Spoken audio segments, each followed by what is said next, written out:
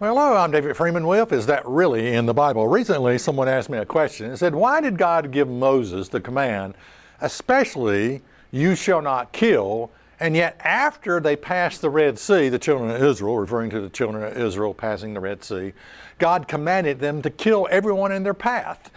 When Jews took any city in their path to the Promised Land, they literally killed every woman, child, and they did this at God's command, who also told them not to kill anyone.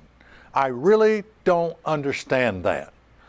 So I want to address this issue today of thou shalt not kill.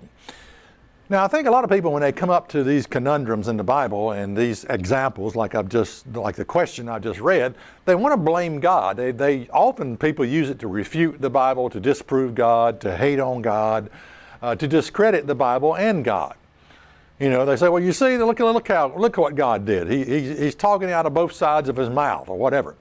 Well, let's take a look at it. Exodus 20 and verse 13 says, you shall not kill. Now, the correct translation there is you shall not murder. All right, there's a big difference between, and I'm going to explain this, there's a big difference between murder and killing. What is the difference between killing and murder? Well, murder is basically premeditated. You know, murder is probably what, O.J. Simpson did to his wife. Murder. Okay, that's premeditated. That's thought out. Okay, thou shalt not murder is the correct translation. Jesus talks about premeditated murder, and he puts it like this, Matthew 5 and verse 22. But I say unto you that whosoever is angry with his brother without a cause shall be in danger of the judgment. And whosoever shall say to his brother Raca shall be in danger of the council. And whosoever shall say thou fool shall be in danger of hell fire. In other words, premeditated murder begins in the mind. I mean, it's thought out, it's anger, it's hatred, it develops over a long period of time. Yeah, people don't just wake up and say, I think I'll go murder someone today. That's not how it works. Let's notice the difference between premeditated murder and killing here. In Exodus 21 and verse 14, it says, but if a man come presumptuously upon his neighbor to slay him of guile, you shall take him from mine altar that he may die. Okay? This is premeditated. It talks about coming upon a person presumptuously with guile, thought out, anger, hatred, premeditated, whatever. Premeditated murder, obviously, again, begins in the mind.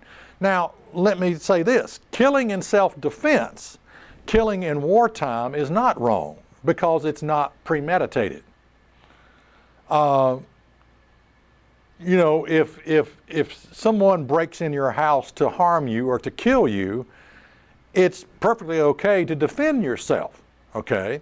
And if necessary, grab the gun and shoot the person to stop them from harming you. Wartime, it's nothing wrong with killing in wartime as long as the war is just. As long as the war is just. My father fought in Germany, and I think that was a just war against Hitler.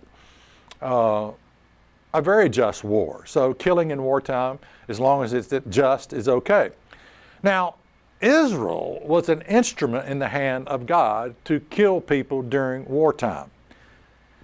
And it was a just cause. It was a just cause because God told them to do it. God is the one that told them to kill.